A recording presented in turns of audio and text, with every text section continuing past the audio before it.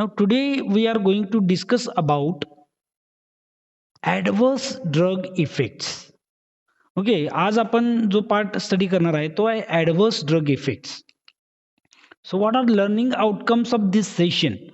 Learning outcomes बघा, the learner will be able to define various adverse drug effects.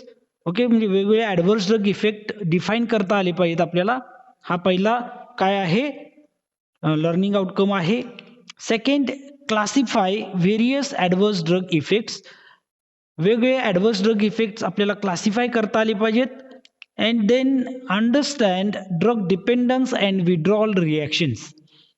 त्यातल्या त्यात महत्त्वाची adverse effect जर असेल ती आहे ड्रग डिपेंडन्स किंवा ड्रग आणि त्याच्यानंतर विड्रॉल रिॲक्शन्स. तर या आपल्याला अंडरस्टँड करता आल्या पाहिजेत. And differentiate between drug addiction and drug habituation. Drug addiction आणि ड्रग हॅबिच्युएशन याच्यामध्ये काय फरक आहे हा पार्ट आज आपल्याला डिस्कस करायचा आहे. Okay, so let start with this adverse drug effects. Adverse drug effects म्हणजे काय हे आपल्याला पहिल्यांदा बघितलं पाहिजे. Okay, we all know that whenever we administer a drug,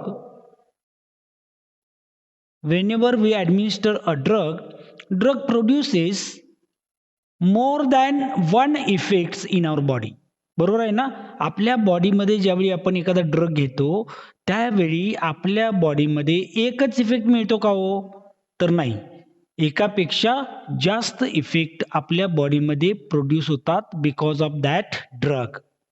okay, तर लक्षात घ्या, म्हणजे drug may produce hypotensive effect or drug may produce increase in acid secretion activity, or it may produce skin rash, or it may produce swelling in the limbs. Okay, so whenever drug it is administered, drug may produce more than one effects in our body, but we require only one effect. बरोबर आहे का? one or two effects we require out of these 4 to 5 effects which are going to be produced by drug in our body. We require only few effects, one or two effects. बरोबर आहे ना? आपण drug कशासाठी घेतलेला असतो? या सगळ्या activity मिळाव्या म्हणून ड्रग घेतलेला आहे का?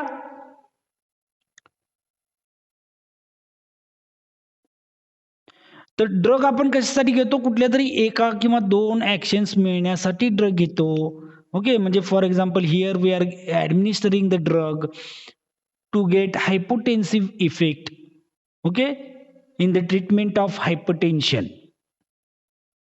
तर हायपरटेन्शन झालेल्या पेशंटला आपण हायपोटेन्सिव्ह इफेक्ट प्रोड्यूस व्हावा म्हणून काय करत असतो? ड्रग ॲडमिनिस्टर करत असतो आणि आपल्याला तो इफेक्ट मिळतो सुद्धा.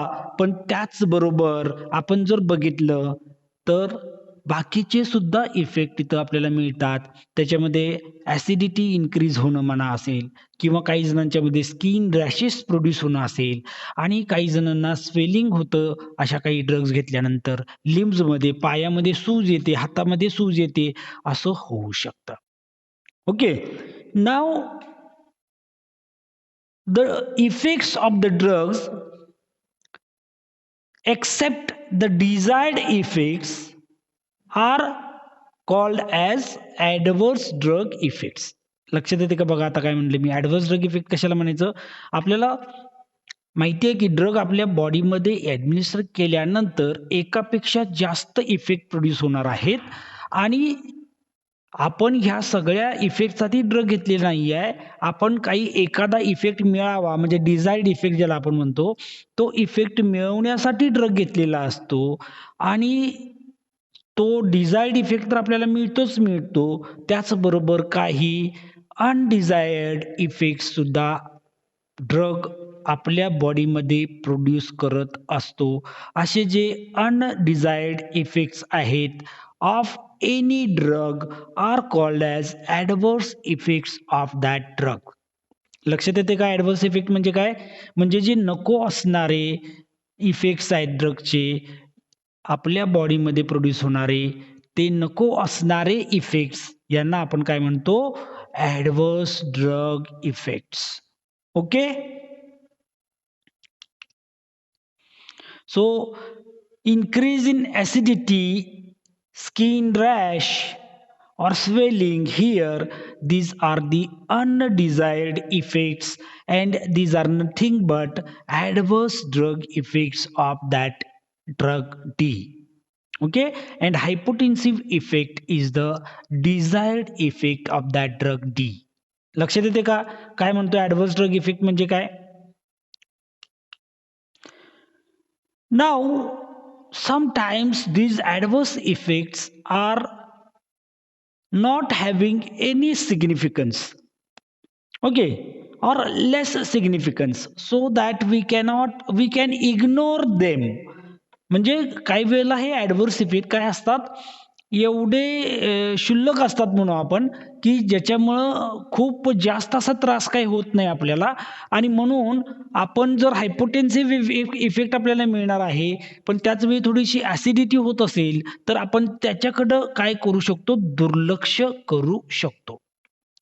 समजतंय म्हणजे ॲडव्हर्स इफेक्ट मिळणार आहेत हे गृहीत धरून आपण औषध घेतो आणि त्यातले काही ॲडव्हर्स इफेक्ट जे आहेत ते आपण इग्नोर करू शकतो. पण काही ॲडव्हर्स इफेक्ट जे असतात त्याच्यामध्ये पेशंटला आपल्याला हॉस्पिटलाइज करावं लागतं किंवा त्या ड्रगचा डोस त्या पेशंटमध्ये आपल्याला काय करावा लागतो कमी करावा लागतो. समजतंय का? म्हणजे काही असे ॲडव्हर्स इफेक्ट्स आपल्याला बघायला मिळतात, की जे खूप जास्त त्रास आपल्या बॉडीमध्ये देणार नाहीयेत आणि ते आपण इग्नोर करू शकतो. पण काही ॲडव्हर्स इफेक्ट मात्र काय आहेत? हॉस्पिटलाइज करायला लागतं पेशंटला. एवढे सिव्हिअर सुद्धा असू शकतात किंवा आपल्याला त्या ड्रगचा डोस त्या पेशंटमध्ये कमी करावा लागतो किंवा तो ड्रग घ्यायचं बंद करावं लागतं. लक्षात येतंय? तर असे हे ॲडव्हर्स इफेक्ट असू शकतात. म्हणजे ते माईल्ड सुद्धा असू शकतात आणि सिव्हिअर सुद्धा असू शकतात. काही वेळा ते लाईफ थ्रेटनिंग सुद्धा असू शकतात. म्हणजे एखाद्याचा जीव सुद्धा जाऊ शकतो. बऱ्याच वेळा आपण ऐकलेलं आहे बाळांनो, की एखादा ड्रग घेतला आणि ड्रगची काय झाली रिॲक्शन आली आणि रिॲक्शन आल्यानंतर तो पर्सन दगावला असं आपण ऐकतो. तर हे दगावण्याचं कारण काय आहे? Adverse drug effects. ओके. तर ते माईल्ड सुद्धा असू शकतात आणि सिव्हिअर सुद्धा असू शकतात. किंवा काही ॲडव्हर्स इफेक्ट आपल्याला काय सुचवतात, की इन फ्युचर हा ड्रग त्या पेशंटमध्ये वापरायचा नाही. In future we have to avoid the drug in that patient, or if there is need of that drug in that patient, it should be used cautiously. म्हणजे एकतर अवॉइड करा drug किंवा जर वापरायचाच असेल तर आपल्याला खूप काळजीपूर्वक ड्रग त्या पेशंटमध्ये वापरावा लागेल. कारण काय झालेलं आहे त्याच्यामध्ये ॲडव्हर्स इफेक्ट प्रोड्यूस झालेले आहेत. लक्षात येते का? म्हणजे amplitude of adverse effect it varies. It varies. Okay. काही वेळेला ते माईल्ड असते, की आपण ते इग्नोर पण करू शकतो आणि काही वेळेला ते लाईफ थ्रेटनिंग सुद्धा असू शकतात आणि परत तो ड्रग वापरू नये याची सुद्धा आपल्याला काही वेळेला काळजी घ्यावी लागते. Now, what is the verbatim definition of adverse drug effects?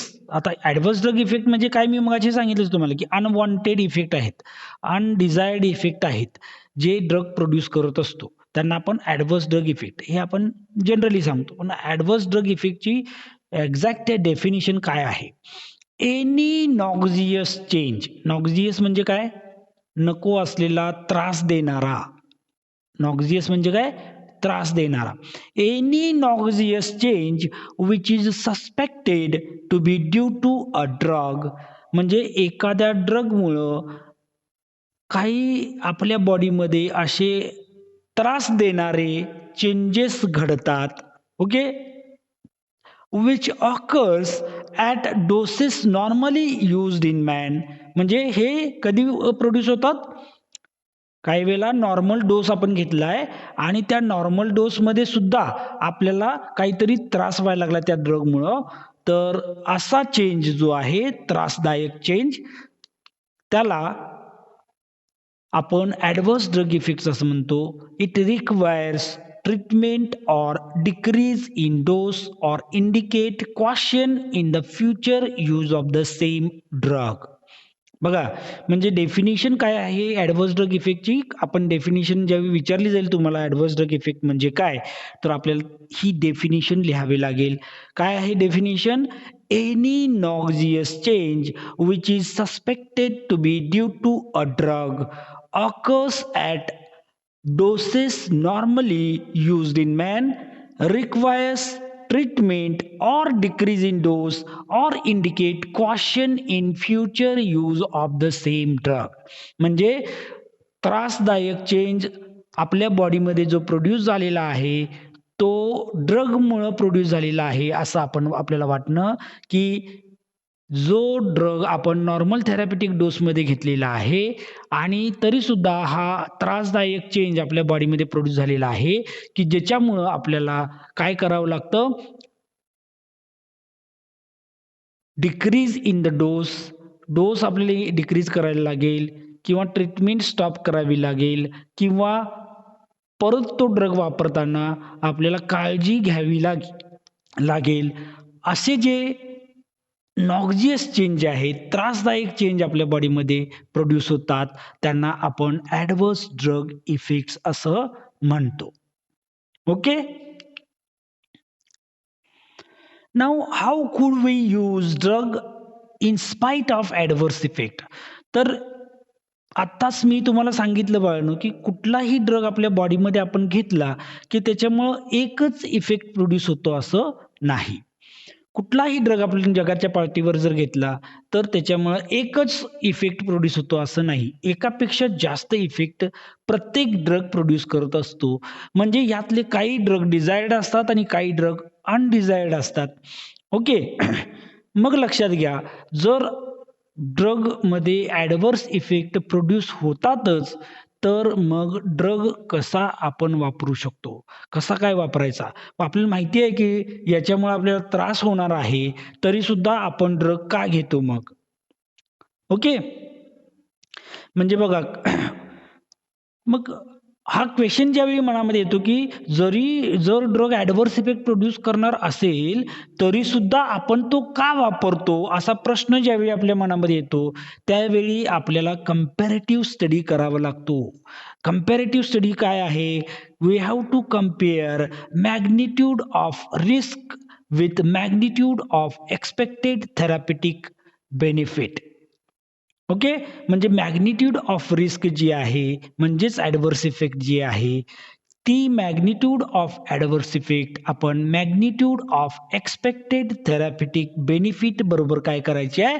Compare करायची आहे.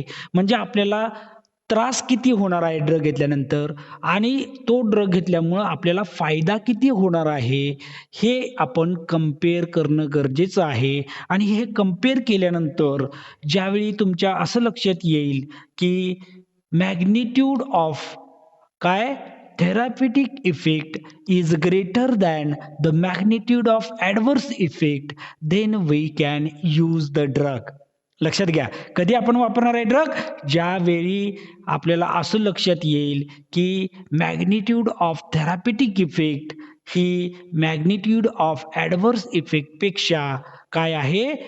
जास्त आहे. म्हणजे ड्रगमुळं होणारा त्रास या त्रासापेक्षा ड्रगमुळं होणारा फायदा जास्त आहे, असं ज्यावेळी आपल्याला वाटतं, त्यावेळी आपण ड्रग यूज करतो. लक्षात येतंय? आणि मग ड्रग कधी वापरायचा नाही हो? तर ड्रग वापरायचं नाही कधी? एक्झॅक्ट अपोजिट कंडिशनमध्ये. म्हणजे if magnitude of therapeutic effect is lesser than the magnitude of adverse effect of that drug. Okay, म्हणजे त्या ड्रगमुळे होणारा त्रास हा त्याच्यापासून मिळणाऱ्या फायद्यापेक्षा कमी असेल, सॉरी जास्त असेल, त्रास जास्त असेल, फायदा कमी असेल, तर आपण त्याला अव्हॉइड करू शकतो. तो ड्रग आपण अव्हॉइड करायचा आहे आणि त्याच्याऐवजी आपण दुसरा ड्रग काय करू शकतो, वापरू शकतो. तर आणखी थोडंसं मी एलॅबोरेट करून सांगतोय तुम्हाला, की एक्झाम्पल आपण बघूया, की बघा अँटिबायोटिक्स आपल्याला माहिती आहेत. Antibiotics we administer for the treatment of various infections in our body. आपल्या बॉडीमध्ये बरेच जे इन्फेक्शन्स होतात, मोस्टली बॅक्टेरियल इन्फेक्शन जे असतात, ते ट्रीट करण्यासाठी आपण अँटिबायोटिक्स या ड्रगचा वापर करत असतो, या कॅटेगरीचा वापर करत असतो. आता antibiotics, majority of antibiotics if you administer they produces म्हणजे ते बॅक्टेरियल इन्फेक्शनमध्ये तर वापरतो आपण. थेरॅप्युटिक बेनिफिट काय आहे आपल्याला? इन्फेक्शनपासून क्युअर मिळणार आहे आणि त्याच्यापासून ॲडव्हर्स इफेक्ट आपल्याला कुठला होतो बघा अँटिबायोटिकमुळं? Most of the antibiotics which when administered in our body they produces hyper acidity. आपल्याला ॲसिडिटी वाढवणारे असतात. ओके.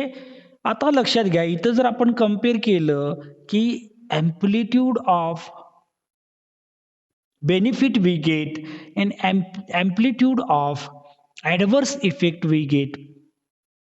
ओके. आणि availability of the drug, other drugs आपण बघू, की असे अँटिबायोटिक आहेत अवेलेबल, की ज्याच्यामुळे ॲसिडिटी होत नाही आणि इन्फेक्शन मात्र ट्रीट होते. आपण काय करणार आहोत? अँटिबायोटिक बदलणार की अँटिबायोटिक तेच ठेवणार? म्हणजे असे अँटिबायोटिक पण अवेलेबल आहेत, की ज्याच्यामुळे इन्फेक्शन ट्रीट होतं आणि ॲसिडिटी पण होत नाही. असा जर ऑप्शन आपल्याकडे अवेलेबल आहे, ओके, तर आपण काय करणार? अँटिबायोटिक तेच ठेवणार की अँटिबायोटिक बदलणार? आपण काय करणार आहे? अँटिबायोटिक बदलणार आहे. ओके. आता कंपॅरेटिव्ह बघितलं हायपर ॲसिडिटी, तसं बघितलं तर खूप क्षुल्लक असा ॲडव्हर्स इफेक्ट आहे. पण आपल्याला हा क्षुल्लक ॲडव्हर्स इफेक्ट सुद्धा आपल्याला जो बेनिफिट मिळणार आहे, बॅक्टेरियल इन्फेक्शन ट्रीट होणं, याच्यापेक्षा जास्त वाटायला लागलेला आहे, मोठा वाटायला लागलेला आहे. आणि म्हणून आपण असं अँटिबायोटिक, की जे अँटिबायोटिक ॲसिडिटी प्रोड्यूस करतं, ते आपण चेंज करणार आहे. It is not accepted. Okay. Acidity produce करणारं अँटिबायोटिक आपण टाळायचा प्रयत्न करतो. जरी ॲसिडिटी वाढणं हा काही असा खूप सिव्हिअर असा ॲडव्हर्स इफेक्ट नाही आहे, पण तरीसुद्धा कंपॅरेटिव्हली आपण बघितलं, की थेरॅप्युटिक बेनिफिट काय मिळणार आहे आपल्याला याच्या विरुद्ध, तर थेरॅप्युटिक बेनिफिट खूप काही चांगला म्हणजे खूप असा एकदम बेस्ट असा थेरॅप्युटिक इफेक्ट याच्यामध्ये मिळणार नाही आहे. म्हणून आपण हे अँटिबायोटिक बदलतो. ओके. आता लक्षात घ्या, हायपर ॲसिडिटीपेक्षा बोन मॅरो डिप्रेशन नावाचा ॲडव्हर्स इफेक्ट आहे. तो खूप सिव्हिअर ॲडव्हर्स इफेक्ट आहे. ओके. हायपर ॲसिडिटी एकदमच क्षुल्लक ॲडव्हर्स इफेक्ट आहे मी म्हणतो. बोन मॅरो डिप्रेशन म्हणजे आपल्या बॉडीमध्ये जिथं आपल्या ब्लडच्या सेल्स तयार होतात, रक्तामधल्या पेशी तयार होतात, त्याला आपण बोन मॅरो असं म्हणतो. आणि ह्या बोन मॅरोचं डिप्रेशन झालं, तर तिथं तयार होणाऱ्या पेशी तयार होणार नाहीत. ओके. तिथं ज्या तयार व्हायला पाहिजेत, त्या पेशी पाहिजे तेवढ्या तयार होणार नाहीत आणि मग आपल्याला माहिती आहे, की आपल्याला हिमोग्लोबिन आहे किंवा आर-बी-सीज आहेत, डब्ल्यू-बी-सीज आहेत. या ठिकाणी तयार होत असल्या कारणानं मोस्टली बोन मॅरोमध्ये आर-बी-सीज तयार होतात. तर आर-बी-सीचं प्रमाण आपल्या बॉडीमध्ये कमी व्हायला लागेल, का तर बोन मॅरो डिप्रेस झालेला आहे आणि मग आपल्याला अॅनिमिया होईल. ओके. सो अॅनिमियामुळं आपल्याला थकवा येईल. पुढं मग आपली इम्युनिटी कमी होईल. मग लक्षात घ्या, hyper acidity severe adverse effect आहे, की bone marrow depression severe adverse effect आहे? Okay. Bone marrow depression is the severe form of adverse effect. Okay. आता हा एवढा सिव्हिअर फॉर्म असताना सुद्धा काही ट्रीटमेंटमध्ये आपण त्याला ॲक्सेप्ट करतो, लक्षात ठेवा. म्हणजे एखादा ड्रग बोन मॅरो डिप्रेशन पण प्रोड्यूस करणारा असेल, तरी सुद्धा त्याला आपण ॲक्सेप्ट करतो आणि वर हायपर ॲसिडिटी झाली म्हणून आपण अँटिबायोटिक मात्र ॲक्सेप्ट केलेलं नाही. ओके. असं का?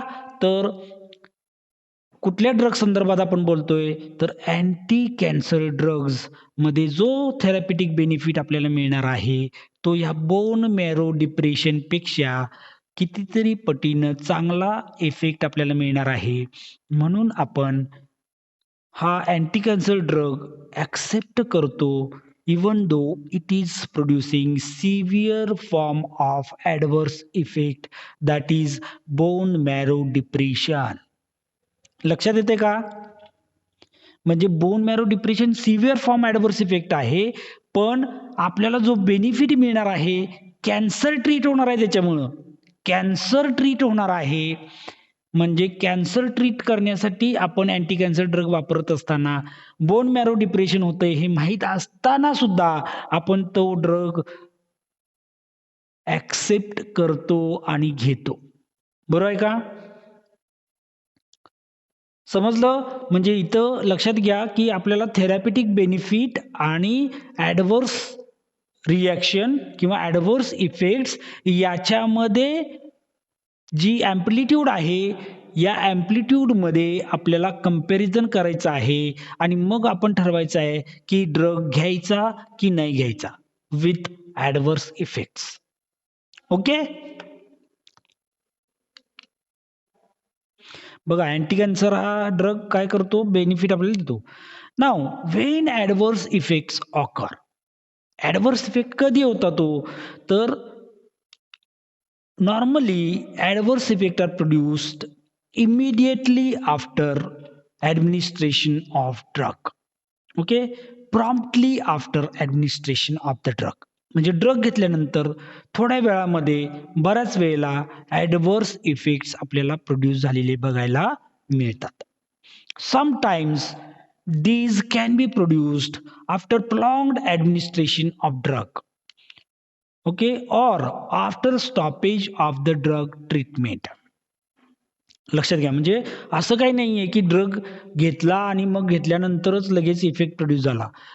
Most of the time drug घेतल्यानंतर लगेच ॲडव्हर्स इफेक्ट प्रोड्यूस होतात. पण काही वेळेला हे ड्रग घेतला, काही दिवस घेतला आपण तर त्याचे ॲडव्हर्स इफेक्ट आपल्याला जाणवत नाहीत. पण काही दिवसानंतर मात्र त्याचे ॲडव्हर्स इफेक्ट जाणवू शकतात. म्हणजे after प्रोलॉंग्ड administration these adverse effects can be produced. Or काही वेळेला तो ड्रग घ्यायचं बंद केल्यानंतर, म्हणजे घेत होतो आपण, तो ड्रग घ्यायचा बंद केला, बंद केल्यानंतर काही वेळेला असे ॲडव्हर्स इफेक्ट प्रोड्यूस झालेले आपल्याला बघायला मिळू शकतात. समजलं का?